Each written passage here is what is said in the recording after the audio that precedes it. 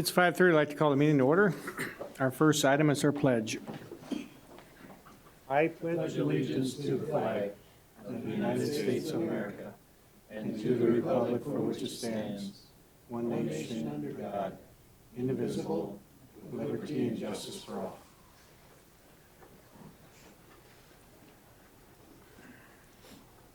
Mr. Vice Chair, would you read our mission statement? The mission of the Marshall Public School District is to educate, support, and prepare all learners for success. Moving on to our agenda, motion to approve. Do we have a second? Second. Any additions? Hearing none, please vote.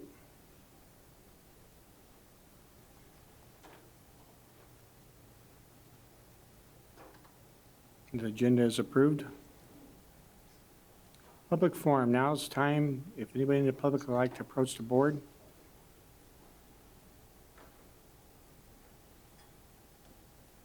Moving on to our presentation, vaping information. Welcome. Hey, thank you.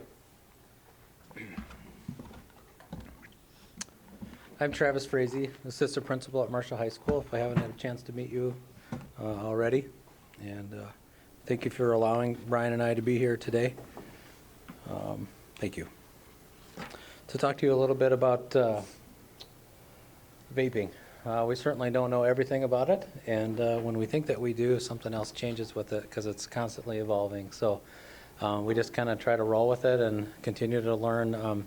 I just sent some information on that I found on Twitter today that came up suggesting that they're looking at possibly making it nationwide where people are going to have to be the age of 21 to purchase tobacco products. So I don't know, we'll see if it goes, but I thought that was interesting today. So this is a PowerPoint that we have modified that came to us from some works of different partnerships near the cities. And it was designed to be able to share with staff. And we've used it to help educate parents on this as well. We had a couple nights at conferences where we utilized and shared this information with parents that came. So that's where this is all coming from here today. There is some new information that we've added to this since then, just to kind of update things for you guys as well. So these are the different objectives that we're going to have today for you, and I definitely want to be able to have some time to respond to questions. So I'm probably going to go through this somewhat fast today for you guys. And hopefully you guys have all had a chance to see this possibly in advance. And if you want to go back and look at things, certainly you may do so. This video here is a couple minutes long. We're going to skip this today. I want to be able to give you guys time to go ahead and watch this if you need be. But we do have a lot of things over here that we want you guys to be able to see today firsthand. And if you have questions about those things, I think those are going to be pretty insightful things for you guys as well. So, okay. Trends and concerns. This information here has to do with students in Minnesota using e-cigarettes in the past 30 days. Biggest thing with this is you can see the giant spike in tobacco use. This was in 2017, and it's continued to move in that direction since then. Keeps going up and up and up every year, even despite the information that's coming out. We're talking about the dangers of these things like this as well. So I'm going to talk about some common terminology. We got e-juice, juice. These are all different things that go along with your e-cigarettes or your vapes or vaping devices. Juul is the most popular brand that's out there. It takes up most of the industry as far as what people use. The little capsules that come along with it are called pods. You get to see those over here. This is one that's been used, but there's a little pod here that has the e-juice in it, the liquid that you would use. Connect it to here. You can charge this with a USB port, so you could plug it right into like your computer or something like that to charge these things up. They certainly make them convenient. these are the different types of things that are out there. Most of them, again, if you look at, does this thing have a pointer? The green one? Okay, so that's like your Juul right there. That's the one there. That's the, like I said, the most popular one, but we've had several other different kinds here at school that, you know, that have been confiscated. Most of them are going to these, the smaller, the thin ones and that or whatever. This one here was just found at school the last week. It's a one-time use. I think it was $5, Brian? $5. It's a one-time use vape. So these are the different flavors that they have out there and that or whatever. And I want you to know that all these businesses, companies that are creating these things have vowed that they are not creating anything that is targeting kids. That's what they state. So I thought that was pretty interesting. But it talks about what these things are made out of and that. They have, almost all of them have nicotine in it. Anywhere from like 2 milligrams, I've seen as much as 50 milligrams of nicotine. So it's substantially higher than a cigarette, a regular cigarette. I think that's like 2 milligrams, I think, per cigarette. So quite a bit of difference.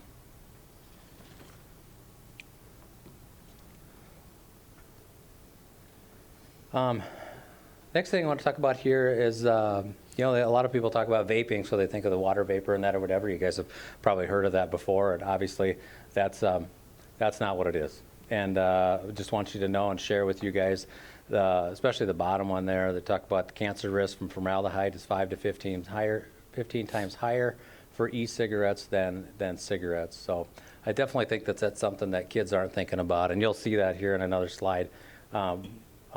With just even with our kids in Marshall as well. So it's a little bit more information here in regards to the different, you know, the flavors that I kind of showed you on that other slide there and that. And again, right now, it's products are easily available for purchase online or from 18 years old, but hopefully that'll be 21 in the future. So. What's the big deal? This is the thing that we fight with a lot, I feel like, in school, and things that we notice with kids in school, is that kids that are using really struggle to be able to maintain attention in the classroom. When they're not using in that, they're thinking about it. And when they're thinking about it, they're not able to concentrate on what they're supposed to be doing in class either. So then, a lot of times what we see is that students are wanting to leave the classroom. They're gone for 5 to 20 minutes from class, and you know, that happens, you know, throughout the day with kids, and obviously it makes it really difficult to educate kids when they're not in the class and they're thinking about this. But this is really, you know, I learned this year, it may seem kind of silly, but learned that, you know, nicotine is the most addictive drug that there is. I mean, I thought about all these other drugs and that or whatever out there, but never realized that. And so you can see it. You can see it in the kids that we work with at school, and it's tough. Because when they're, you know, they're not using, they haven't got their fix, then they're irritable and crabby and things like that as well. And so either way, it's difficult for them to learn when they're using this stuff. So another type of vaping is called dabbing, which is something that I learned about last year. I hadn't heard about it until then. We talk about using vapes that contain marijuana or THC in them. And we've had a couple incidences where students have been found to be in possession of that substance in school. And, you know, really as far as like detecting those types of things like that or whatever, it's no different than a student that's using marijuana as far as like what you're going to see in their behavior and their physical symptoms and things like that. So the products in that, I kind of jumped ahead there a little bit. I wanted to show you guys what the Juul product looked like with a USB flash drive, and it's very easy to conceal. You know, the tough thing about these things like that or whatever is even when you get reports of students using these types of things like that or whatever, they've gotten to the point where they've talked with others that have been searched when a report comes to the office and that or whatever. And now these things are being stored in areas that we're just not going to go in a search. And so that's one of the other things that we deal with at school too. It's really hard to be able to find these things when you know that students are using these things in school. So, but we know, in the end, it's education. Hopefully that's going to help them out the most as far as whether they're going to continue to use or not.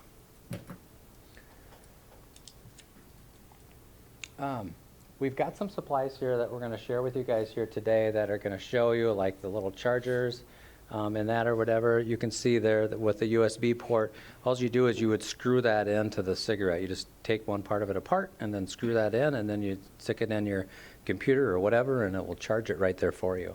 Okay. And then the Juul one is, showed up there at the top as well too, so you can just see how easy those things are. You can see here too these vaporware. There's a brand out there. They have backpacks, which we have one here today, and then they also have sweatshirts right here that you can see where the vape is connected to the strings on their sweatshirt, and so that you can, easily access that as well. So.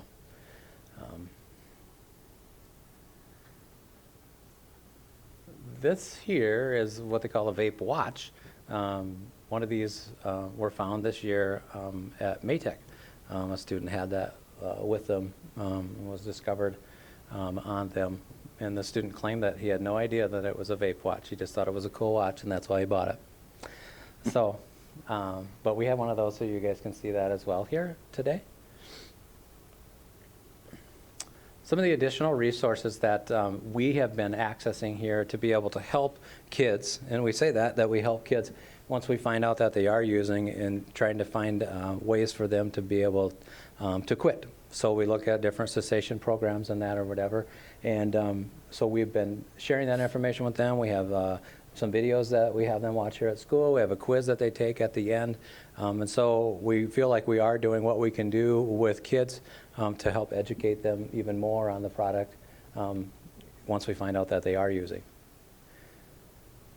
This is just an example of another one of the programs that we use with cessation, or that's out there. And these here are the same thing here. So it was interesting, like 2 years ago when we started looking at this stuff or whatever, and this stuff started coming forward, we're like, what do we do? How do we help these kids quit? And it was a really frustrating time. And then since then, it seems like there's been a lot more resources becoming available to be able to help us out and to work with the kids. But it's still a pretty tough fight. So, okay. So what we'd like to do now is we'd like to have you guys come on over and take a look at these items here, so you can ask questions about those as well. Okay? Thank you.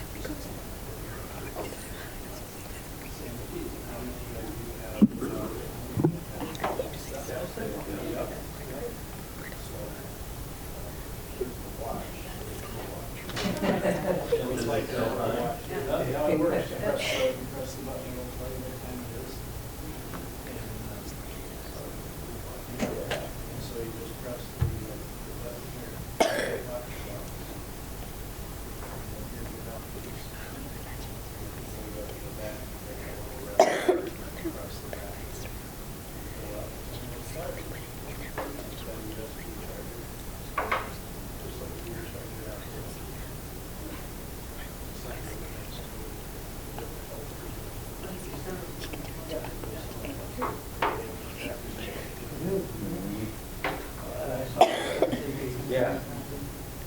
There's a kid talking to the legislature, talking about vaping. And he said,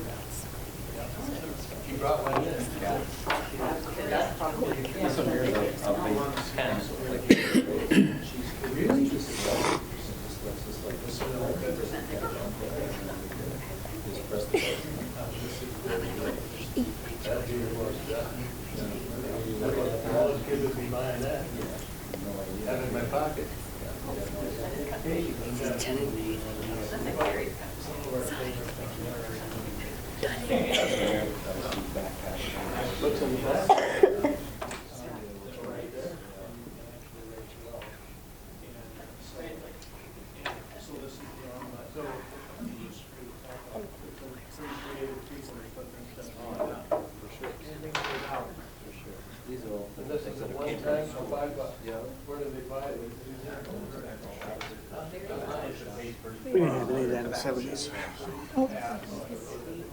For what? Is this anything there? To buy my outside the kitchen.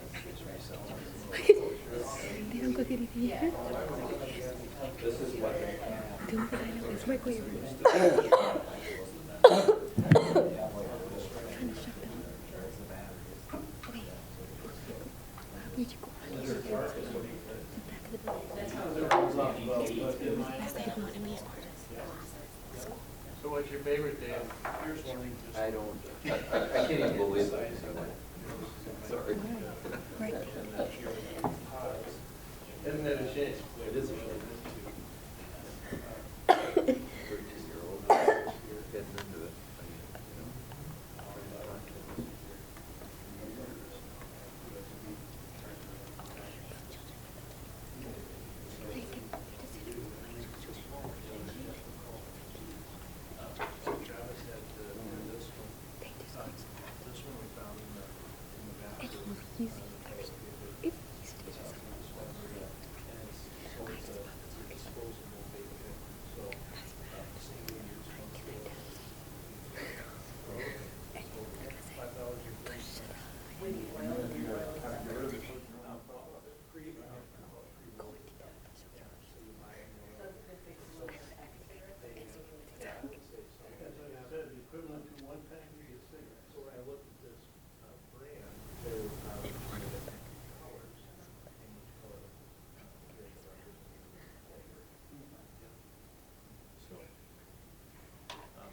Here's some that we've had. So we've got strawberry watermelon, slushies, fruit exploded, and allegedly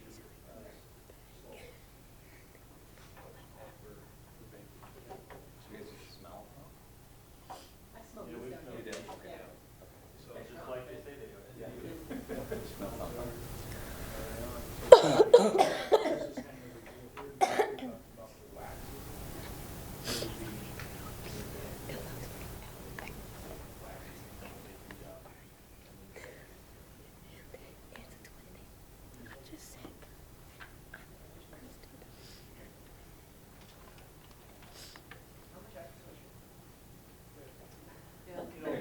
This comes from public health, so I didn't Google that, but I'm just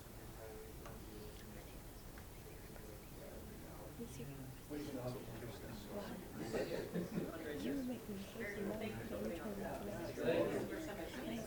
So how are you addressing this with the kids now? Are you pulling kids together and create forum? Yeah. Your face? Bill had a question about how we're addressing these things with the kids. Last year, when we were starting to notice the big influx of this at school, and we thought about that and tried to decide on what would be the best thing to do, and that's where we really kind of came down to looking at education and educating the kids on it. I mean, why not? We're educators, right? And that seemed to make the most sense, and so that's what we did. And we had grade level meetings with the students at school. We met in the theater and spoke with them about it and talked to them about how that impacts their brain and all those different things like that or whatever. I spoke just a little bit there. We had a teacher that spoke from the science department spoke, and it was put together by our, with our ACTS program at school. They helped, so I worked with them in creating this program and putting this all together last spring. So, yeah, that's how we've been responding with this and that or whatever. It's really I feel like trying to figure out what we can do to help these kids. And I mean, I feel like across the nation, I mean, that's where a lot of people were at, and just trying to figure out what do we do, how do we respond to this? Have you We seen had this? any of our kids hospitalized as a result of vape use? Not that I'm aware of. I don't believe so. I mean, not that it couldn't have happened and we didn't hear about it. Right. Yeah. Have you seen a tobacco use drop and this pick up, or is it? Yeah, I Or think they definitely. I kinda mean, switch? yeah, I don't, yeah. It's been a long time since I've seen a cigarette around school at all, to be honest with you. I mean, the perception of kids and smoking regular tobacco, they're like, it's funny where they look at, like, if you smoke a cigarette over that, you're basically like trash. But vaping is pretty much fine. I mean, there's nothing wrong with that. That's kind of the difference in perception. Big deal, right? Yeah, it doesn't stink, and that or whatever. I mean, a lot of the stuff you can't even smell it. Some of these are flavored. Obviously, you can smell that and that or whatever. But there's a lot of the stuff that you can't smell at all. So, What are we doing, or what can be done to try to, keep these things out of the district and, out of the buildings and things like that?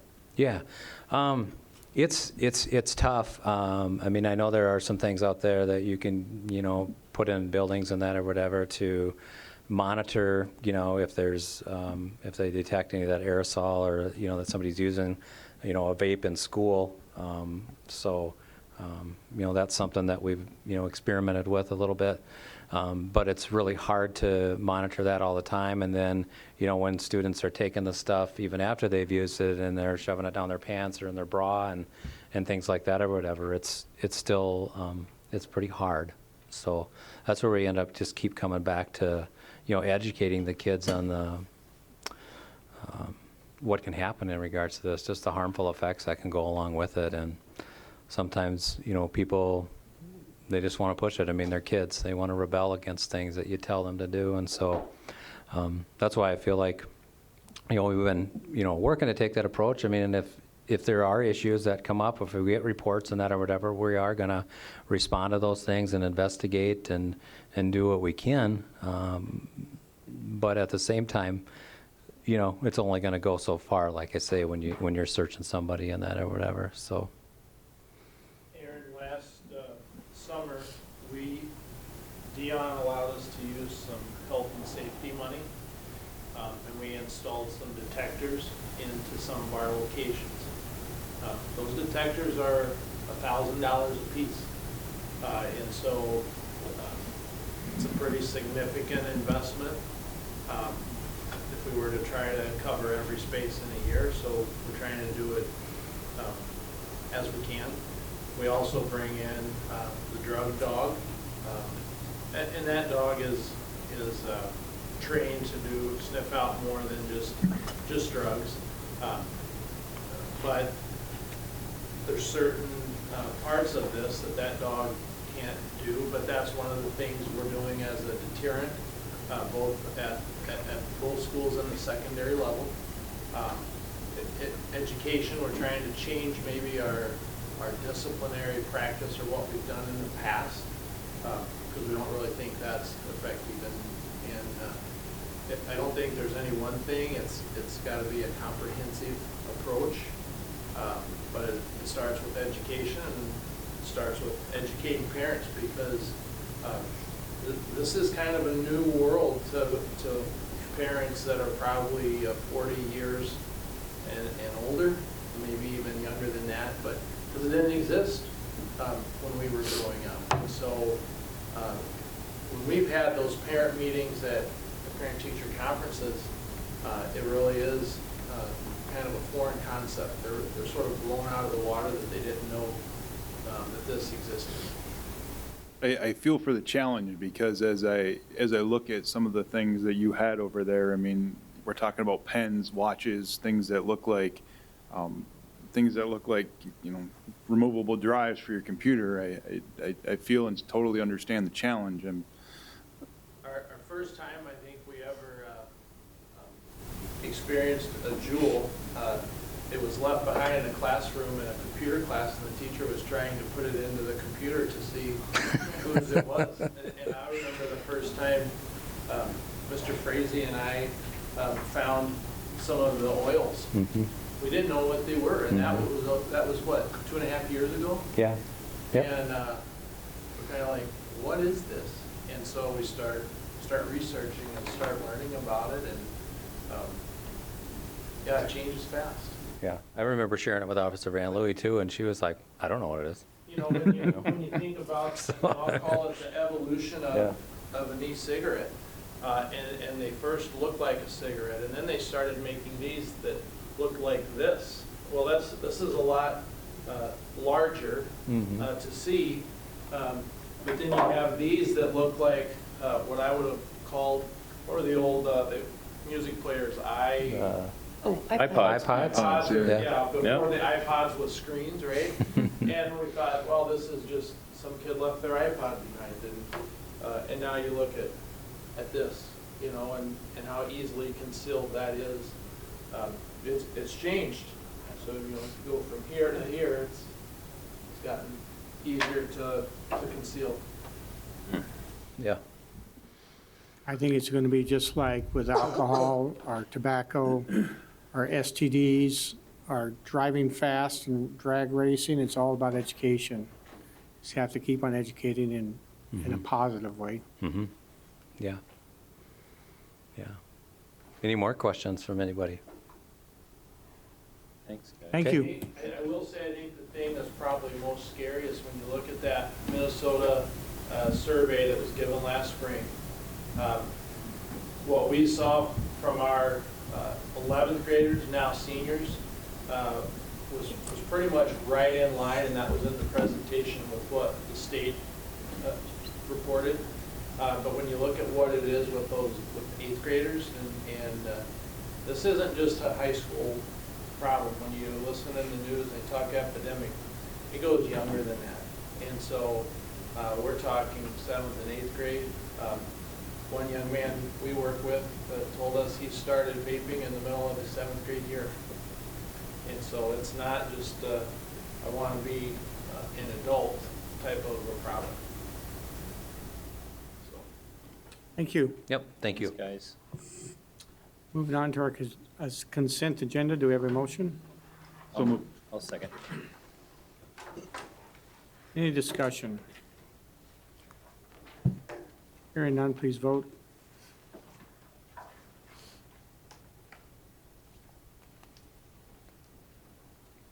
Is approved.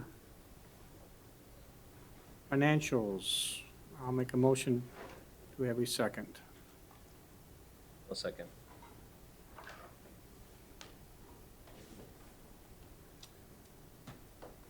Anything you'd like to add, sir? Just wanted to point out, you'll see the building construction fund. We had some surveying, some soil borings, and then, our consultant and architectural fees. And then in capital outlay, we had a pickup that was stolen last year, and it was out of commission. The insurance company deemed it no longer usable, so we did receive some money for that. And then we ended up getting a different pickup for buildings and grounds, which is much needed for having a third pickup to plow for the parking lots. Any questions? Not, please vote.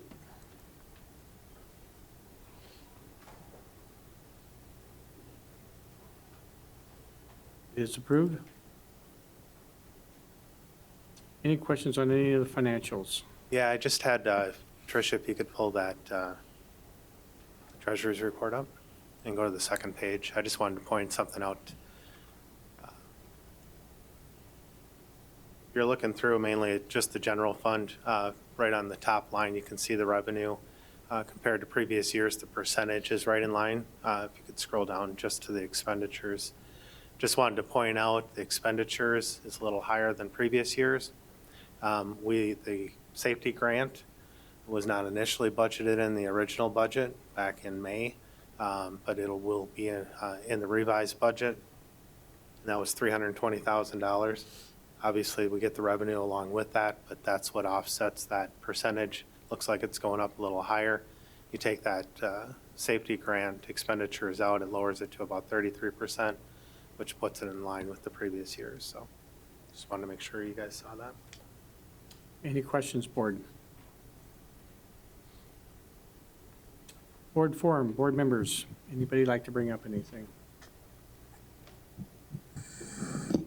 Just that we continue to meet with the Bond Oversight Committee. There's been multiple meetings this month, and they're continuing to progress towards the buildings, in addition at Parkside.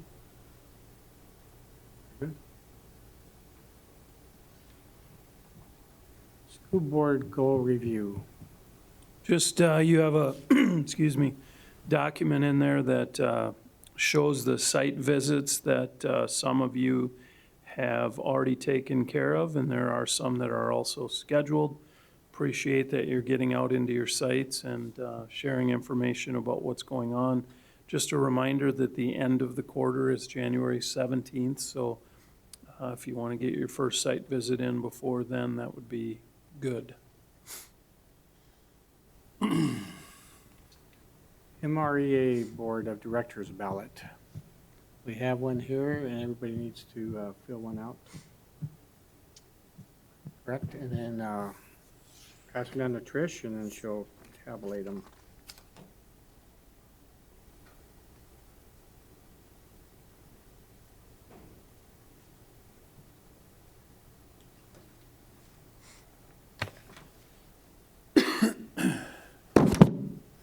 Do you want to pass down now?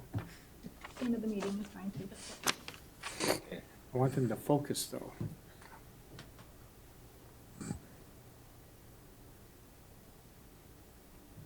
School board calendar review. Governance Committee will meet Thursday at 11:30 a.m. and January 6th. Before the school board meeting, there will be a performance oversight, finance, and continuous improvement meeting.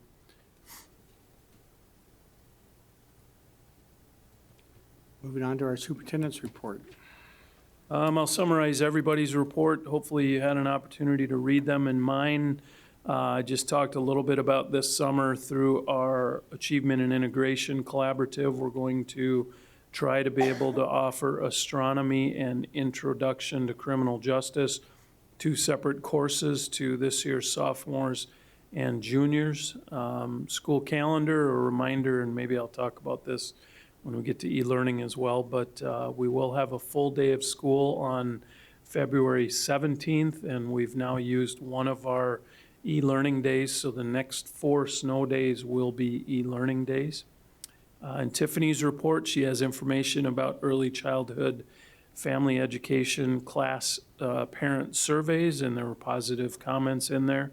And then also the staff highlight of the month for the CEM is about Lori Radke, and there's some information. I think it's a newsletter for her, if you want to take a look at that. In Darcy's report, she shared information about SMART and how that's being utilized, and SMART stands for Stimulating Maturity Through Advanced Readiness Training, really about physical activity. I think there are now 12 Parkside staff members who have completed that training and are utilizing some of those aspects in their classroom. In Eric's report, he shared information about dyslexia screening efforts and communications at Westside. Dyslexia screening is a new mandate or requirement this year, so we're all kind of trying to figure out what that means and looks like in our individual buildings.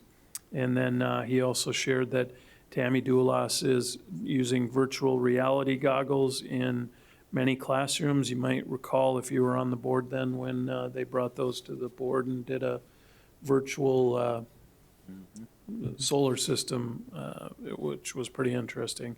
Mary Kay's report has information about tiger traits and PBIS efforts, and also about a professional development focus on multilingual students and what staff can do for and with them. Brian's report, among other things, had information about a speaker who was here on November 20th to speak about a culture of respect, including sexual assault, bystander intervention, healthy relationships, et cetera. Positive feedback was received from students and staff. And then also, Brian shared information about periodic student satisfaction surveys that he is using as part of one of his professional goals. Amanda Peterson's report, the Maytech had 95% turnout for Q2 parent-teacher conferences, which is very good and something we hope continues. And then she also utilizes a lot of photographs to kind of show an inside look at what's taking place learning-wise at Maytech, so it's a pretty easy read and some good information in there. Bruce's report, he shared that Grant Lawaji and Zoe Vorbach, and I apologize if that's not how you say her name, are this year's Minnesota State High School League Excel Award representatives, so they are juniors and will advance on to State High School League consideration. And then Mr. Remy also shared that the Big South Conference had 3 cross-country teams qualify for the state tournament, 1 girls tennis team, 1 volleyball team, 4 football teams that advanced to the state tournament, and 7 of the 13 from the Big South Conference actually played in the section football championship. So Big South Conference accomplishments this fall were outstanding. Beth Ritter's report, she shared information about a family engagement event on November 16th. There were over 100 attendees, and really they got some good ideas and input. And then she also shared that our Q-Comp goals for this year were recently approved by the Minnesota Department of Education. In Jeremy's report, he shared some curricular updates in science and math, and also shared that discussions and very preliminary planning is taking place for summer programming, which is a little bit unique this summer because of all the roofing and construction and whatnot that's going to be taking place. So already having those conversations about the summer of 2020. Scott Vandermillen's report, winter, spring program offerings for community services are now available online. I believe the booklets also came out last week, if I'm not mistaken, to homes in Marshall. And I think you already know, but Marshall Community Services relocates to SMSU on Monday, December 30th. They anticipate that that will be for about 18 months. So while the City Hall goes through renovations. And in Jackie's report, she shared that she is distributing and utilizing some career and college readiness resources with high school special education staff that she recently obtained. And she also gave a little bit of an update on the special education program monitoring that we're in the midst of, which, knock on wood, so far is going well. Dion. In my report, I just gave an update of the free and reduced application numbers and overall percentage, along with our United Way campaign update. We extended it to the 20th, just giving a little more time. Our budget, I'm working on updating our revised budget. Should have that done, along with starting with or having some preliminary numbers for next year at one of our January board meetings. And then I just included some of the information I'm sure all of you had seen about the Minnesota budget forecast that was released in November. Students. Okay, at the high school, on December 11th, sophomores took their pre-ACT. On December 13th to the 14th, the Madrigal dinners for choir, orchestra, and band. December 14th, the ACT testing. December 13th, FFA, U of M winter invite. December 3rd, boys hockey varsity game versus Wyndham at Marshall Red Baron Arena. December 10th, girls hockey varsity game versus Wyndham at Marshall Red Baron Arena. And on December 14th, boys basketball varsity Big South Conference showcase at Fairmount. Okay, for middle school, on December 2nd, there was a knowledgeable meeting at the MHS cafeteria. December 6th, there was a girls basketball 7th through 8th in Redwood Falls game. December 10th, there was a boys basketball varsity game versus Wilmer at MHS. and boys hockey varsity game versus Redwood Valley at Marshall McBaron Arena. Thank you. Moving on to our discussion items, the Marshall Facilities Assessment. Let's stay. Tricia, can I have the remote? Thank you. So we've talked a lot about facilities in our school district and, not really understanding or having a depth of knowledge about. We're educators trying to figure out exactly what we need to do relative to buildings. So just trying to get a better sense of all of the things in our existing facilities that we really need to take a look at and try to prioritize over the next 10 years. So we had ICS Consulting came out earlier this fall and spent, I want to say it was maybe 2 days on site. Looked at all of our buildings. They certainly met with different people, including Dion and I, and here's just kind of a list of the things that they looked at and really went in depth, and some of the slides that you'll see in the presentation I think will be helpful understanding what they look at. This is Clint and, remember the other gentleman's name? Really did a great job and explained things thoroughly, but they really went in depth with everything. They only looked at Parkside, the middle school, and the high school because, as we know, at some point in time, West Side will be decommissioned, and we're getting a new elementary school, so we don't necessarily need to do anything with that. And we don't own Maytech, even though we try to keep up to date with what's going on there. So their efforts really focused on Parkside, the middle school, and the high school.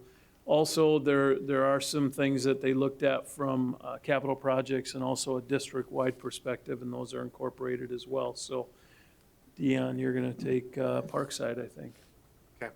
I just want to let everybody know that we're educating younger. I was at Parkside this morning doing the gingerbread houses, and I made sure that they had enough frosting on the top because a built-up roof is better. It lasts longer. So just getting them educated at younger. Started early. So like Scott said, they were here last fall. Some of the things we've actually addressed, some of the things we know about and are in our 10-year plan. Mm-hmm. But just wanted to point out some things that so you guys and the public knows, we're aware of these things.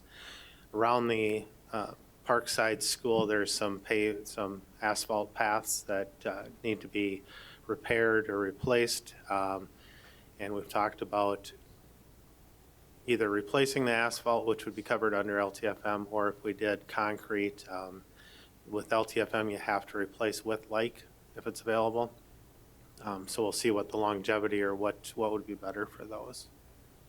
You guys have seen the roof over at Parkside. They have those, the slope, can't remember what they're called. The little, Snow guards? there you go, thank you. That pop off. We've heard a couple of different things. Some people say to put them back on, some people say to leave them off. We do have some available, and we'll look into that, which is better for the roofs to have them on or off. If you go around around Parkside, you can see it's unique because it's got the ins and outs around the building, but that also can cause some erosion when the water pools off. We will be addressing that on the new addition section, but there's some other sections that we'll look into adding some additional gutters and downspouts to help prevent that. The carpet at Parkside, they pointed out that is needing a repair or replacement. So I just added that at the bottom. All the sections that have not been replaced will be replaced, and that was part of the 10-year plan prior to this, and the A, B, C, and the offices. So that will be done over the summer. There's 2 boilers at Parkside, and they're both original boilers, so they're at that 30-year, and that's the life of a boiler. So we'll be looking at that to see if they need replacing or not. We don't want to just replace them because they're 30 years old, but we'll have them looked at to see if there's a few more years left in them or if we need to replace them immediately. And those also were part of our LTFM plan. Same thing with the 2 chillers. They're on our LTFM plan to replace, but again, we don't want to just replace them because they've gotten to that life expectancy. So we'll have those looked at to see if those need to be replaced right away or not. Some air handlers that need some updating. They pointed out to us, the mechanics. And then also our PA system, which potentially could be part of the referendum. It's an alternate to replace that PA system, which is needed, but it's still operable, but it definitely needs to be replaced. As far as the middle school goes, you'll see some common things here. The parking lot, which was replaced 19 years ago, and we've done some things, seal coating and whatnot to try to prolong the life of that.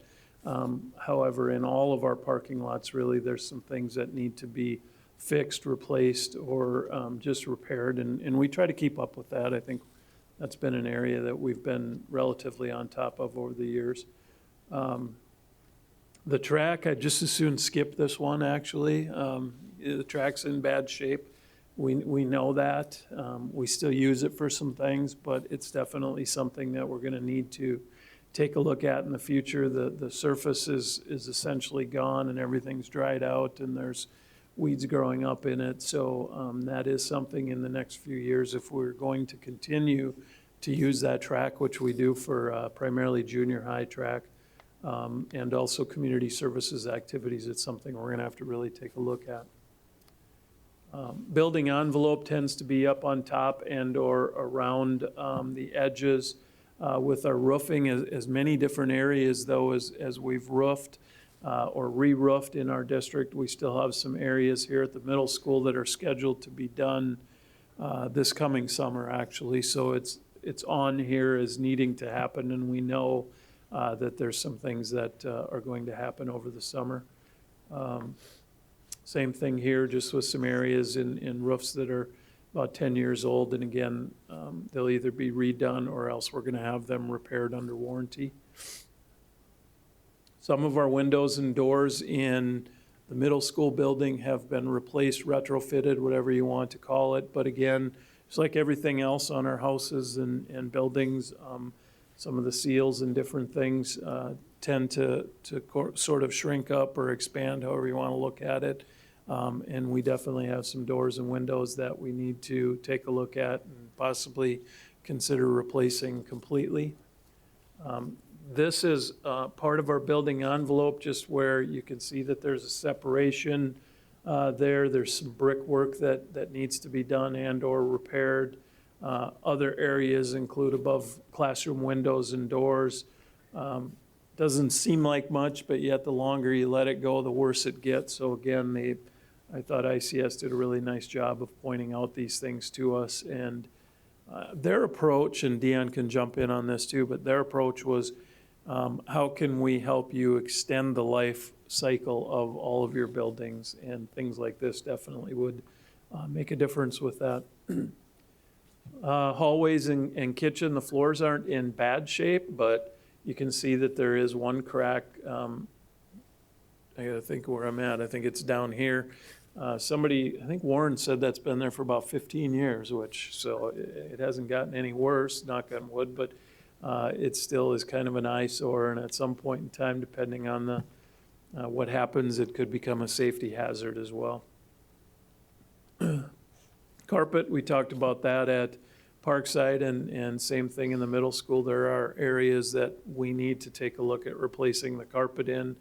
I believe those plans are already in our long-term facilities maintenance plan, but now perhaps this insight gives us a little bit more impetus to move them around in terms of timing and whatnot.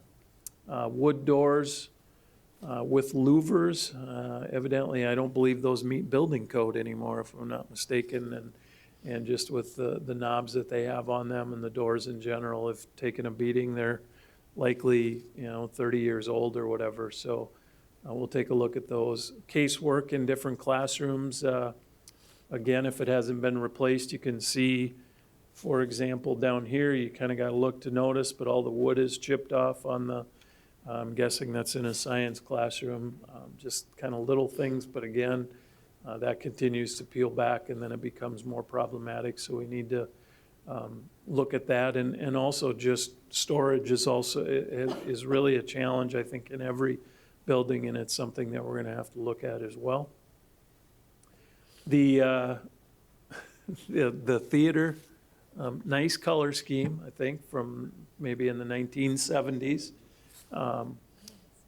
maybe 60s, yeah, it could be. But definitely is in need of seating, I would say flooring, lighting, sound upgrades, significant investment. That area does still get used quite a bit, so that's one that we've been aware of for a while, but even there's a lot of chairs too that are broke and or don't work, so just making that a more usable space is, we'll just have to determine how high of a priority that is. Similar to Parkside, we've got a lot of mechanical and plumbing things here. Excuse me, air handling units in different locations, maybe original, just have extended either to or past their useful life, and at some point in time will need to be replaced. Hot water boilers, 30 years.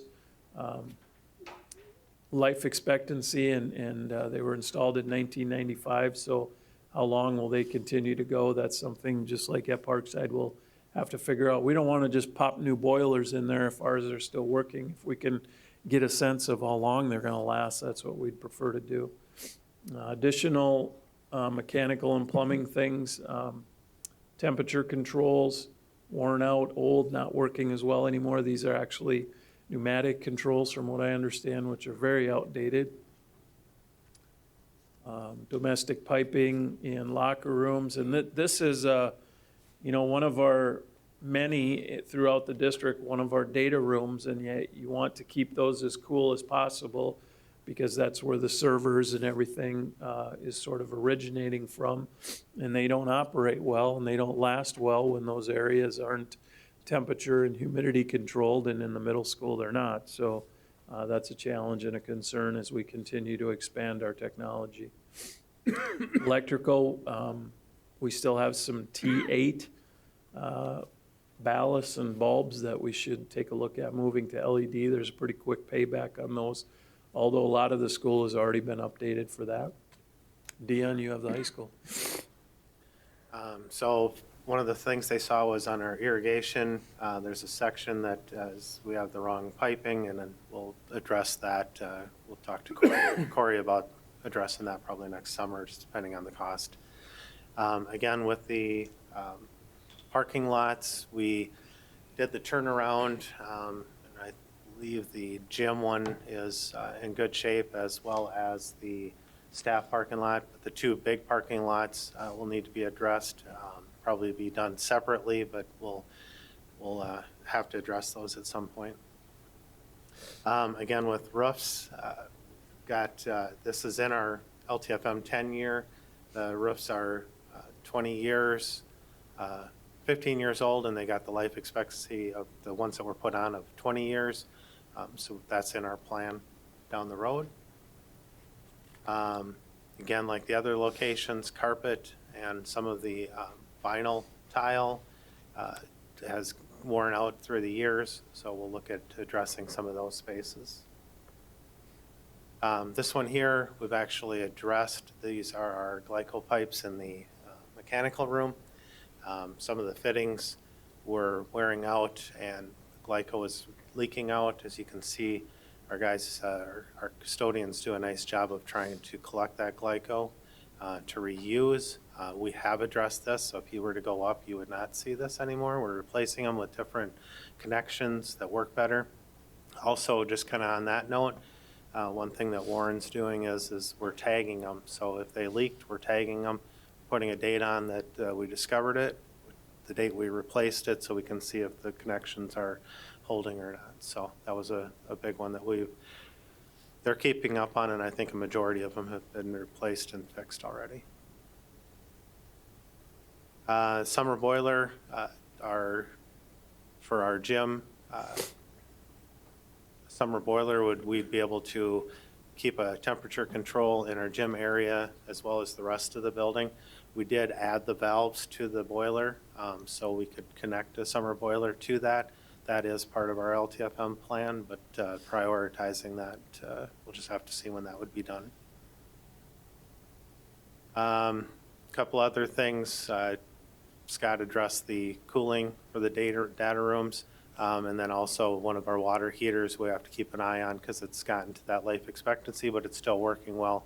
But we'll keep an eye on that to see. That one there I don't think the price of that is that high and could be replaced when needed. From a financial perspective, so part of what ICS did for us was just to kind of estimate how long or their, I'll say, best educated guess at how long we should go before we need to address some of these things. But ultimately, we retain that decision-making authority. Costs, one of the things I was wondering is if we're planning to replace a boiler next year, and then all of a sudden we decide we're going to do it 6 or 7 years later, how do you calculate the cost on that 6 or 7 years down the road? And there is an inflationary factor built in, so we have an idea that a boiler now might cost X number of dollars, but 6 or 8 years from now it might be Y, so that is factored in. We have almost $23 million in identified long-term facilities needs for these 3 sites. That number's probably changed a little bit because, like Dion said, we know some of the things have already been fixed, so to speak, like the glycol piping and joints at the high school. The carpet we know at Parkside we're going to replace. But that's $23 million over the next 10 years, and when you think about on average, we get $1.2 million annually for long-term facilities maintenance. That's $12 million, so there's a shortfall there of about $13 million. That's going to involve us really digging in and doing some prioritizing, some follow-up to this report, and just trying to get a best guess for how long the boilers might last based on the conditions that they're in, and just trying to make some real educated decisions. But in the same sense, we also know that we need to do these things if we want to extend the longevity of our buildings. So this is a summary, I think, that you put together, Dion, I believe. Actually, ICS, Okay, off of our 10-year. Yep, and it's similar to the 10-year plan that you folks see once a year for approval. This is a breakdown by facility, so you can see the district-wide allocation, the estimated cost for Parkside, the middle school, the high school, additional capital projects, and then the grand total. And it's also broken down just by different categories over here. So there are other funding opportunities for this, for some of these projects, and that's also something else that we're going to need to look into. But I felt like, and the facilities committee members can jump in as well, but I felt like this was a really good point for us to get to, because now we know what we need to do, even though it's not going to be easy, just to have a more detailed summary of what we need to do. And this, again, is broken down summary by fiscal year. But again, we retain all of the rights to jockey this around a little bit and move one project to a different fiscal year and try to balance things out, so to speak. I don't know, Dion, anything that you want to add? No, I just, part of it I felt good because, there were a lot of things in there. It was just confirmation of the timeline that we had thought. We'll have to dig into that further to see, what gets fixed first. The cost of some things are just really expensive to do, so we just got to be smart on how we prioritize those. And then the last thing I think is, in the construction world, there's something called a facilities condition index, basically saying how much is the amount of deferred maintenance or estimated deferred maintenance compared to the insured building amount. And I I actually ironically just saw this in an article last week, but anytime the lower that number, like 0.15, 0.21, 0.12, the lower that number, the better, so to speak, but we still know that we have those costs that exist. The article that I read, it might have been last week, was a building that had a facility condition index of 0.6.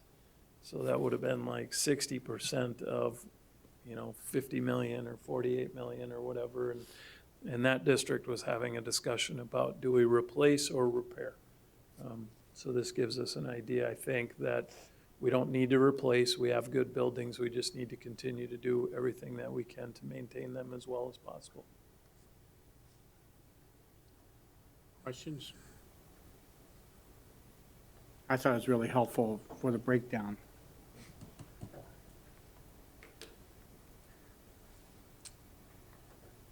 MSBA Delegate Assembly update. I think I'm probably taking that one. Yeah.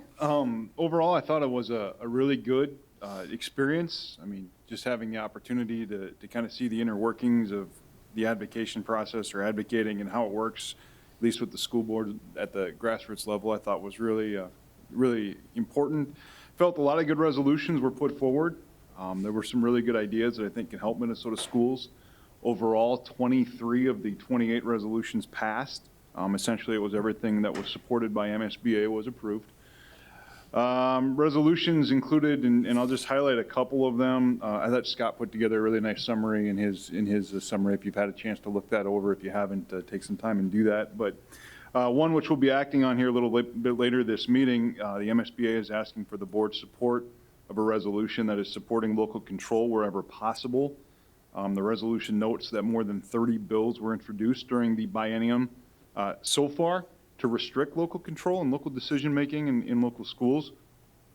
So that's on our agenda item a little bit later, and that's kind of what that is about. A couple of other resolutions of note that were approved. One is urging the legislature make permanent the one-time school safety grants that were allocated in 2019, and to include cooperative school districts and intermediate districts and service cooperatives. One that asked the legislature to restore fundraising sales tax exemption that to school board controlled extracurricular activities. I think most kind of felt that was an unintended consequence of some action that they had taken previously. Another one asked the legislature increase the local option revenue by indexing it to the basic formula. There was some opposition to that one. It passed on a very thin margin. Reason for that, I thought, at least for some on that MSBA delegate assembly, was that we don't really want to be telling lawmakers that local taxpayers are willing to pay more when it comes to schools. So that was I think at least some of the thoughts behind that. Also, the one that asked lawmakers to fully fund with state aid the premiums associated costs for proposed paid family and medical leave bill if that becomes law. For school employees, because that could have a really large impact on school district budgets. Another one that asked the legislature to expand the number of e-learning days from 5 up to 10 to give districts a little bit more flexibility. I know some of us like that, some of us don't, but and in another one that asked some lawmakers to equitably fund public school early education programs for 4-year-olds, but making sure that K-12 funding is the highest priority. And also one that asked the legislature to create the pilot program for one or more districts to replace the MCA with what's a nationally recognized high school assessment, which I thought was kind of an interesting pilot program. So a couple of things that they highlighted. Just kind of a quick summary, but like I said, Scott put together something really nice from the MSBA in his message to us at the end of last week. Questions? Very good. Thanks. E-Learning Day. Just wanted to share that we did talk about the e-learning day at our administrative leadership team meeting last week, and also had an e-learning day committee meeting afterwards, which was some of the same folks as was in the administrative leadership team meeting. I think the positive comments far outweighed the challenging ones. However, there are some that we know kind of went into it, I think, knowing that it was going to be a struggle for kids who didn't have their devices or didn't have internet access. Special education and multilingual learner students, just, it's not a great scenario for them. E-learning days aren't. So it's that trade-off of continuity of learning and not having to come back and make up a day on a holiday or go to school in June, with the disadvantages that has compared to not having e-learning days and doing, I guess, going to school on vacation days and or in June. My hope is, and I think the principals did a really nice job of getting input from their staff and sharing that with me, so I'll be sitting down with Jeremy either later this week or next week and just kind of sharing, talking about what do we need to do to get better. Part of it, I think, part of the challenge was I didn't even know we were going to have a snow day on Monday. I don't think anybody knew. So it just, the off-guardedness made the challenges a little bit bigger, but I think now that we've had one and hopefully we can encourage our students and our staff and parents to get ready for more. If there are more snow days this winter, they'll go better. So I don't know, what did you three think? I thought it was okay. I didn't I didn't really like it though. I didn't really mind it, but then my younger siblings, they were having a hard time because their teachers had to email my mom, which is at work. So then she had to call us to tell us exactly what to do for her. So it was kind of annoying. The only reason I didn't like it was because like the time periods, because each teacher said, oh, this assignment's gonna probably be due like at midnight, and then another teacher would be like, this assignment's due exactly at 3:05. And then during that time, we didn't really know. So we just slept in, and I was like, okay, now I have a lot to do. I think that's, as a parent with 3 kids in the district and having the e-learning day, the feedback that I took from my kids was there's a lot more work than they expected. And I think that that's going to be striking that balance of enough work to keep people on course, but not have it be overloading that kids aren't able to keep up or get it done. And then the same issue, I was getting the emails at my office, and so it was, calling them to remind them that they were there and making sure, and I think that's going to be a parent issue of, we as working parents don't get snow days all the time, so it's monitoring and making sure that those younger kids are getting their stuff done with not a whole lot of supervision, and I think those are just some concerns that are going to have to be walked through as they become more common. And Erin and I, with the MSBA delegate meeting, was a lot of conversation of moving it to 10, and there's a lot of support I took for districts being able to do that, and that both Erin and I struggled with that because I think that that's taking it maybe a step too far away from more instructional learning and more in school, in their seats sort of learning. And feedback from other kids that my kids hang out with was, some of them are group learners, some of them are individual learners. And so some kids are real easy to sit down in front of a computer and do their assignments. Other kids need the other kids to encourage and walk them through those projects. So it's just those differences in learning too that concerned Erin and I when we were conversing about the increasing to 10 as delegates of, is that something that the legislature should be doing? But that'll all remain to be seen. I feel like I have 2 pretty responsible children, and I think probably in some respects, both of them struggled with the time management piece, just based on when I got home at the end of the day, what was done, what wasn't done, how much time they were spending on things, some things like that. But, as I shared with them too, I said, it's the first day. It's going to be kind of a learning experience for everybody right now. And I just said, you guys are fortunate. You have internet access. You can sit down and get it done. Just get it done. You're here all day. Do it. So. Spence, how was it for you? I thought it was okay. I think it's just like the time management. Like I wasn't able to like kind of fit in all of it because I kind of had like a busy day that day, so I wasn't able to like kind of get in all of, like the homework I needed to. But I ended up finishing it. But I had to finish it like later that night. So. I like the 3-day policy thing where like they don't count it absent or they don't count it against you unless after 3 days. And after 3 days you get in trouble by your teachers. But I like that. Very good. Good feedback. First review of policies 706 through 710. Any questions or comments? Moving on to our action items, certification of the 2019 payable 2020 levy to be used for the 2021 school year. Do we have a motion? Move. Second. Any discussion? Hearing none, please vote.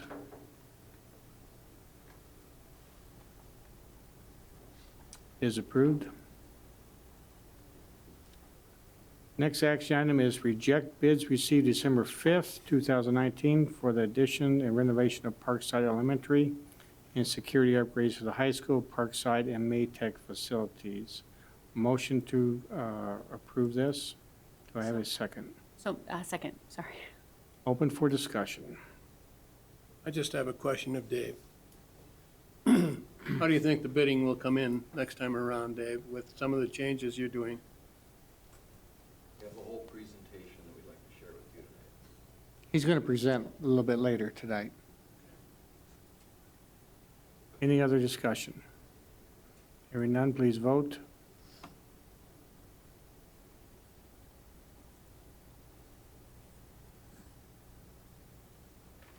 The motion passed.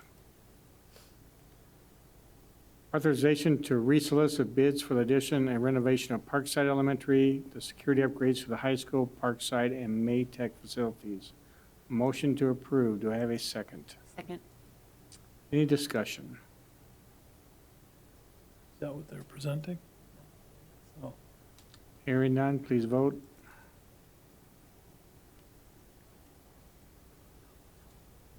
It is approved. Approve a resolution for supporting local control. Do I have a motion? They are presenting. Oh, Yeah, they are oh, they want to present now? Yep. All right, I'm sorry. You're up. The floor is yours. Came all the way here.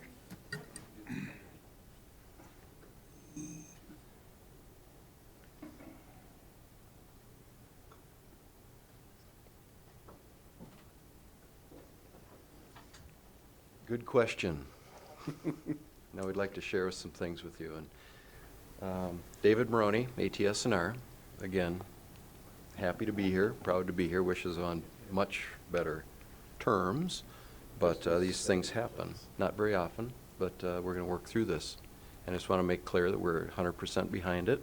We are doing everything in our power to be able to make this building come in to the funds available, and we stand behind that. So that's our goal, and that's our commitment to you, okay? And it doesn't cost extra. Just want to be clear on that. With that, Chris? Chris Seymour, ICS Consulting. So I guess some of your questions, what we learned was, for whatever reason out there, even though we're getting a lot of calls that right up to bid day, we didn't have a lot of coverage to the generals and subcontractor categories. They reported back that they only got 1 to maybe 2 bids in a lot of categories, including mechanical, electrical, which is not what we're seeing on other bids right now. Really don't have an answer as to why that is. We got a lot of comments that subs were busy, but as to what they were busy with, we really didn't get a report back. They weren't necessarily willing to share that information. So there was a little bit of confusion in a couple of the bid categories. Some of the numbers came in 2 to 3 times higher than what we would have estimated those to be. Again, we're not really sure what was driving that. Dave and I met Monday and Tuesday last week, kind of doing an autopsy on the numbers, and our numbers, even when we re-estimated it, there's really no reason why they should have been that high. So it could be that we're seeing contractors a little busier, so they're to do the work, they're padding their number a little bit, trying to figure out how they're going to get it done. That could be one reason. We know that a lot of the St. Cloud contractors didn't want to venture down this way either, which we have seen in the past. So a lot of little different factors leading up to it. So again, we're going to continue looking into it. What we are doing, what we did in the past though, was we have a bid invite that we send out from our office to contractors. We think we used 150-mile radius. We're probably just going to increase that to like 200, 250, just cast the net wide and see what it produces. But then also following up, we called a lot of contractors. We're going to continue to do that. We spoke to your local contractors in town as well, so they've been heavily involved with some feedback on what to do and moving forward as well. Any questions related to the bid climate? Okay, let's get busy. So this is a copy of the bid tab, and you know, it's horrific when you open up the one and it's $600,000 higher than the estimate. It's like, what? And then it goes higher. I mean, it's like one of those out-of-body experiences that that you don't want to have. So we were there together. We were all there together. But let's move forward, okay? So this was the basis of the referendum, okay? The review and comment was based on a certain scope for Parkside. And MHS and Maytech were basically the security components of the entries. But you can see, I'm going to try this once here. There we go, good. So we had a certain amount of remodel, we had a certain amount of new addition, and that's what the referendum was based on. There's a number down the bottom there, you can see it. And when you combine the security components, that's what our target was. So like we say, we were well over. This was the basis that's published in the review and comment for the Department of Ed that the Department of Ed acted on, looked at, and what we developed prior to the referendum. Had the remodeling components scattered around the building, had an addition here of 3 classrooms, had a conversion of one of the classrooms into a play area. You guys have seen this plan before, we've presented it before. Had the early childhood office as a remodel component of what is currently the library, and that turns that into a smaller early childhood room. This was the plan. Post-referendum, we spent some time together with administration and looking at really, you know, some possible improvements on that particular configuration. You notice this one has the heart. Even though it's blue, it's still positive. And what we did was we were looking at removing the remodel component for the administration and moving it outboards here as an addition. Well, the warning flag there is, of course, we're getting a larger addition. So what we did to counteract that was to kind of get rid of a lot of the interior remodeling, which, you know, the school could make the spaces work as is, in other words, to be able to establish this primary entry here. So we move forward. So this was kind of the retake of the reduced square footage of remodeling, the increase in square footage for the addition. I did an estimate. Chris did an estimate. You know, mine was a little bit over. His was a couple $100,000 over. Where did the number come in? I mean, it doesn't make a lot of sense to us. Till we started to dig into it and really look at some things. You know, remember the number at the bottom is the one that never moves, okay? So this is the plan that the bidders reacted to that they saw. And right off the bat, what we see here is the addition. And of course, it's a large addition. We've got the administrative piece here. These little red spots are actually toilets. So we actually have 4 toilets as opposed to the 3 toilets that the review and comment has. There was an additional toilet changing area put in for the early childhood, which moved from its current location over to here. And basically the configuration, we started to really examine the configuration, understanding the structural components of it, and listening to the contractors talk about it as being, wow, that thing is going to be something to build because of all the little pieces. You know, the shape of the roof at Parkside, and all the little gables and the dormers, we had it all. We had it all. And even elements like the mechanical unit kind of fit in on floor here, on ground floor, because the configuration of this roof really didn't allow any volume like you might have in your attic in a house to be able to put an air handler up in like they exist in the building right now, just in part because of this complex configuration. So, you know, our task at hand last week was to find $600,000. And some of it, like Chris said, you know, this was some of the brainstorming we did in-house here. Chris spent a couple days with us and our engineers, and we really went through everything with a fine-tooth comb. Contractors will look at rebidding this, of course, as long as, you know, it's significantly different. And that's one of the caveats. They just don't want to try to rebid it and shave their numbers down and try to, you know, make it affordable that way. It has to be real changes. So we've been working on value engineering ideas, and that's, I'm going to say it's in a positive way. So we're talking about configuration of the building, making elements simpler, plumbing systems simpler, that type of thing. So we've been working on that. Something that Chris heard was, holy cow, the construction fence that's shown. Why do we show the construction fence? Because we wanted to delineate an area where the contractors could be on site, but we also wanted to respect the drop-off and pickup area of Parkside because that remains in operation from April till the end of the school year of this year. So basically, the contractors, right or wrong, construed this as, well, they really can't get any access around here to build it, so they're going to have to bring a crane in and park it here and do everything, because they can't get outside this little fence. And even a couple of contractors, maybe all of them, actually put a temporary road in here to stay clear of that activity so that they could have their access. So, I mean, they're building essentially a roadway here to get onto the site. They're working with means and methods which are premium dollars because it's a crane activity. They can't do it more traditionally. So, I mean, some simple conversation with the administration and ICS working together here. If we just place the fence for the construction staging area into the parking lot, take about 5 spots out of this front parking lot and let the pickup and drop off occur along this edge, focused on the main entry, voila, now we've got a construction site that a contractor can, relate to. Clear-cut identification of entry, don't build more roads here, don't have to replace and restore that road when you take it out, and they can use more traditional methods to build a building like this. So that was a huge one. I mean, it was just buried in the numbers, all of that working around kind of stuff. So that was a very important first step. Now, let's just go ahead and say, as we consider using a longer completion date for this project, because that was another bit of feedback that ICS received from the contractors.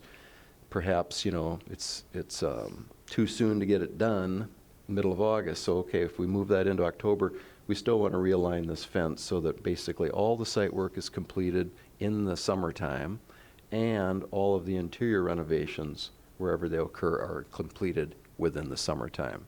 So whether this addition gets done or not, like the administration, a couple of these classrooms, maybe the restrooms, whatever is part of this plan, as long as we can have one of these classrooms to displace the play area one ready for next school year, then we're good. Because really, we're not moving the early childhood in till the elementary's done. So there's a lot of things in play here, but what we're trying to do is work it to contractors' ability to use this site more effectively and more efficiently, and still accommodate the school district operations. So what does a plan look like? When you simplify a plan, you take some of the shapes out of it. Like the elementary school, we've been watching like a hawk, the perimeter wall on that building, as far as the lineal footage of perimeter wall relative to the square footage, keeping it in a certain ratio and keeping it in balance. So the bid document here for this plan had a lot of ins and outs on it. And even to the point of, you can see the red line here, the fine dashed line, that's the configuration of the current plan that exists in the bidder's minds. Right down to the wall was so engaged with even this gable here, we had to remove that gable, reconstruct the roof, rebuild it, re-roof it, just for drainage considerations, because we couldn't drain this inside corner effectively. So what we've done, we've taken a relook at the plan, keeping square footages for the classrooms similar. ECFE is a little bit smaller, but essentially still a large classroom, larger than normal classroom size. Office area, taken the mechanical out of the corner here, centrally located it in a cavity which is now available because of the new roof configuration with a ship's ladder access to it. So it's up out of the way, centrally located for efficient ductwork runs, even more connected with the plumbing runs that power this up versus trying to get over in the corner of this building. So we've moved the mechanical, we've created a space for that, we've taken it away from the administrator's office, kept all the zoning the same, kept the play area, the classrooms the same, taken the windows and simplified them to the point where we've removed those gables off of that roof. Now, over the years, ever since we re-roofed that building back in 2003 with you, the first project we ever did was re-roofing Parkside because the paint was coming off the roof. I remember Warren saying, even in that meeting, can we get rid of those gables? Those things are nothing but a nightmare.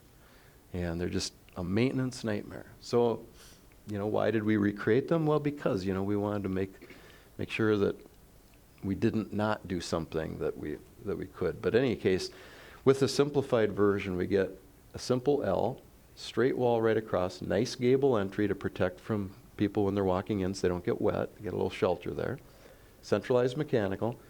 One of the big items here is to take all of the floor cutting and out of play here, the impact on this classroom, this classroom, this classroom, and every classroom had a toilet, remember, before.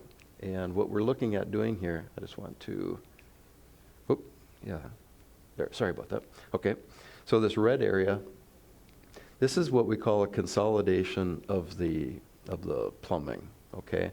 Instead of having plumbing running from every corner of this building, and in many cases through the building, cutting up all the floor slabs, digging big trenches in it, redoing all that, we're consolidating the plumbing and basically creating all the plumbing for the toilet rooms outside of the existing building. So it's all in new construction.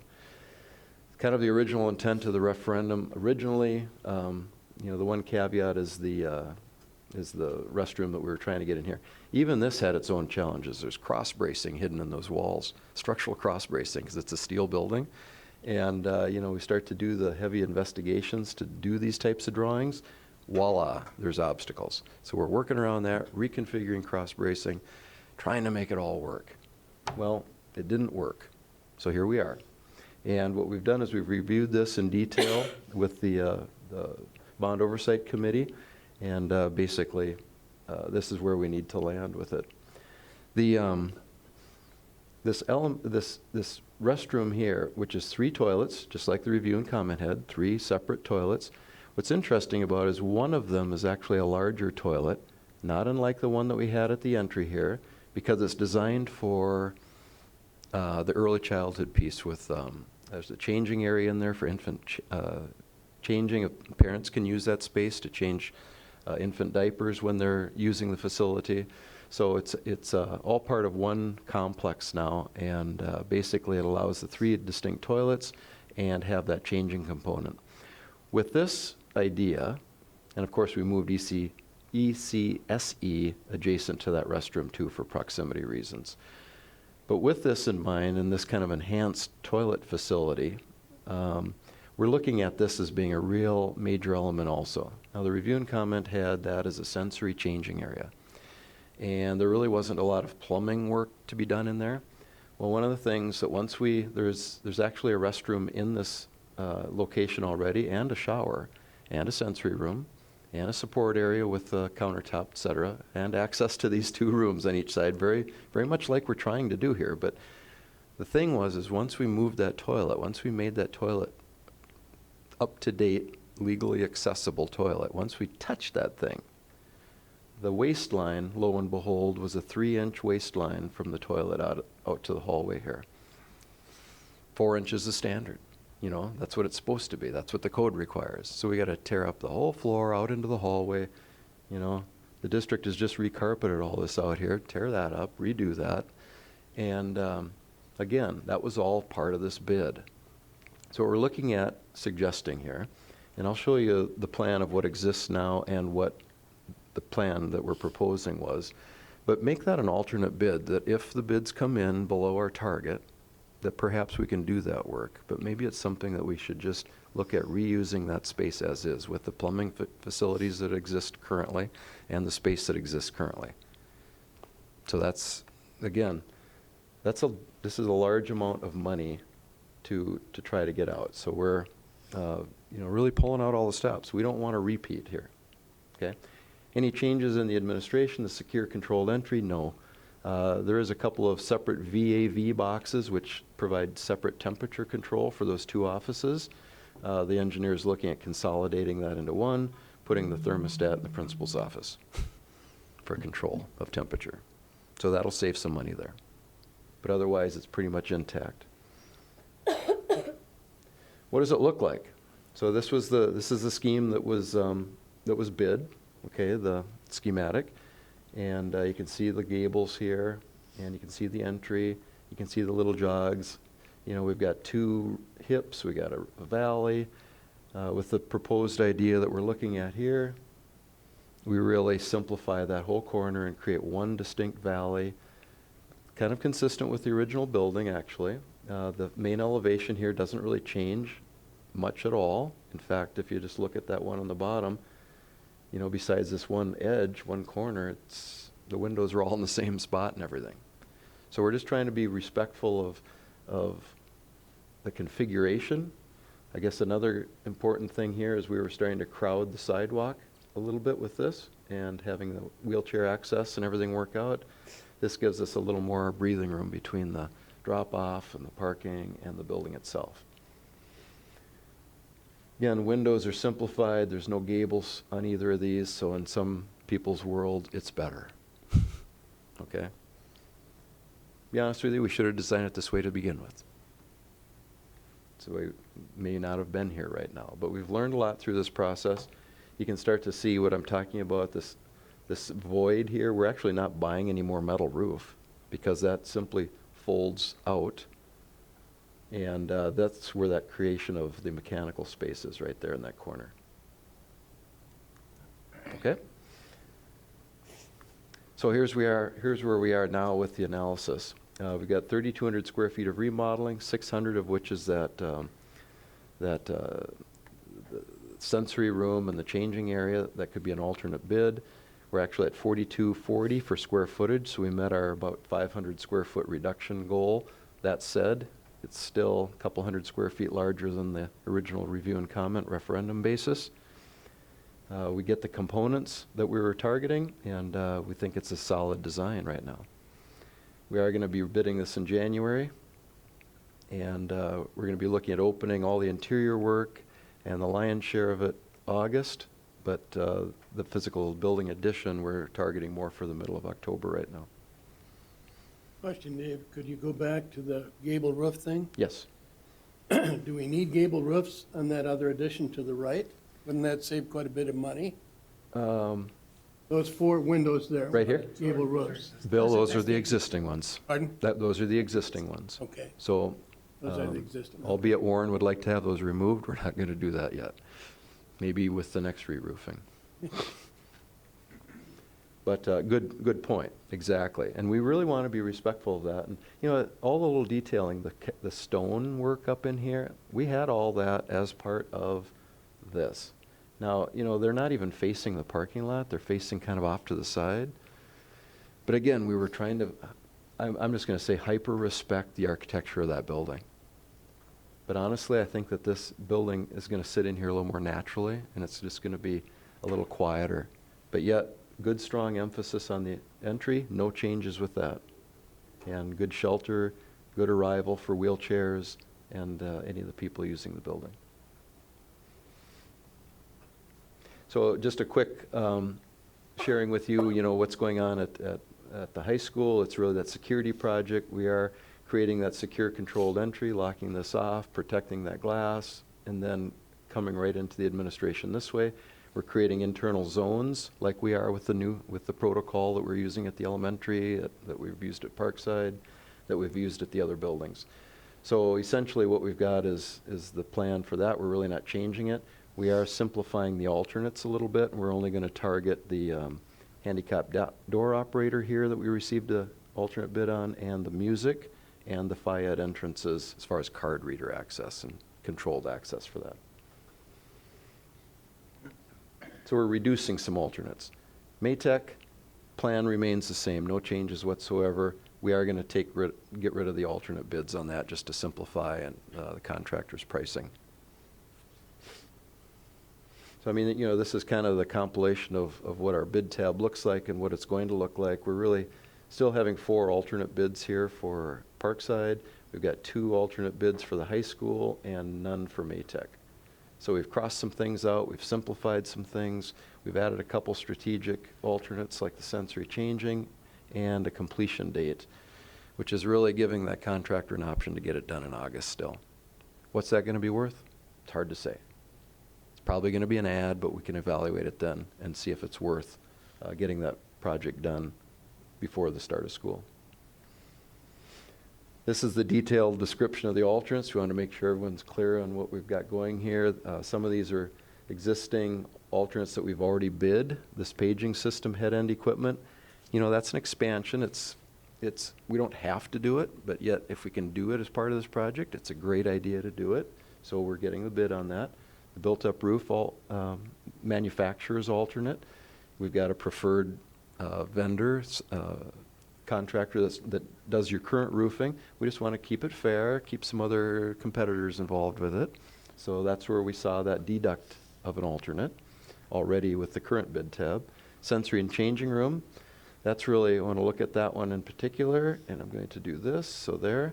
So that's what's there right now. You can see there's countertops, there's a sink. You know, it's a little sensory room. It has a cross corridor connecting these two classrooms, and then you can see that small toilet area here, and you can see that that's not a wheelchair accessible toilet. There is a shower in there right now, but there's a door into that, door into here. So the base bid would be to leave it as is. The alternate bid is to do all of the work with wheelchair accessibility, more of a full-size changing area, direct access into the sensory room from each of the classrooms with new doors, and then of course all the cutting and plumbing work that's required to do this project. Oh, sorry. Other is the early substantial completion, and then of course what we talked about at the high school, main office automatic door operators, FIED, band FIED, and that's the extent of the alternate bids. So we've reduced from 9 down to 6 alternate bids for the contractor's benefit too. So these are the next steps.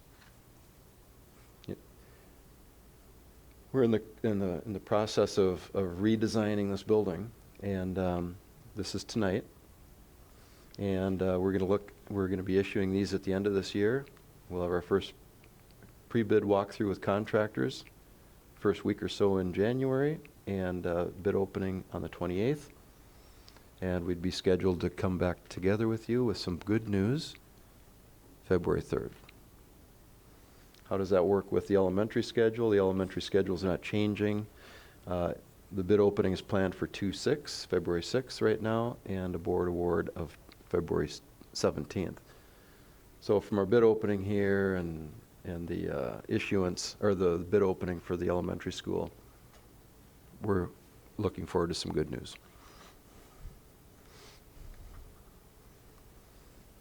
Questions, board? That's a lot, yeah. Questions, comments, welcome.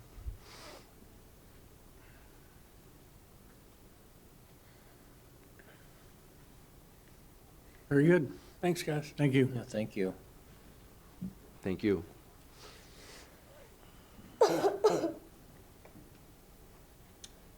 Our next action item is approval of resolution supporting local control. Motion to approve. Do we have a second? Second. Any discussion? Hearing none, please vote.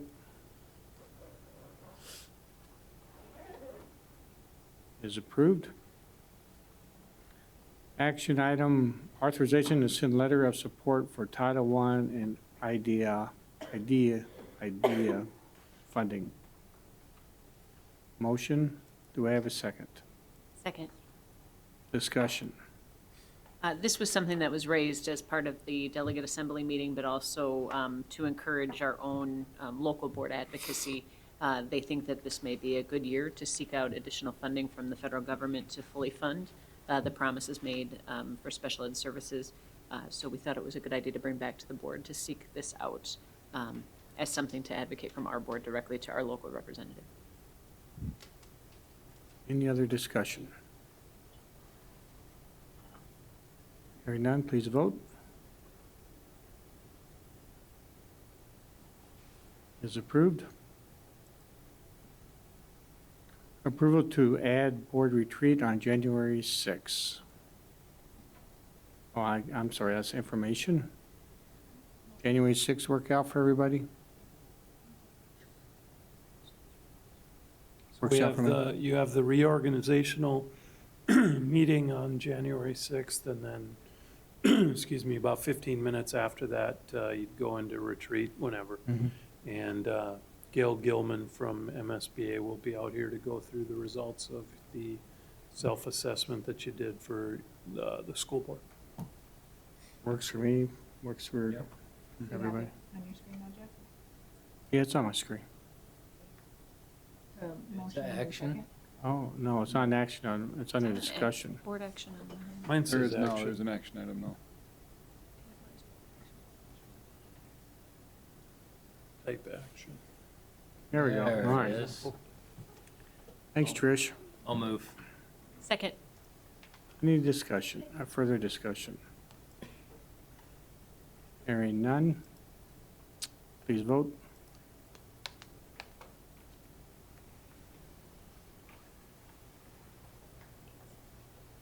Is approved. Meeting's over, thank you.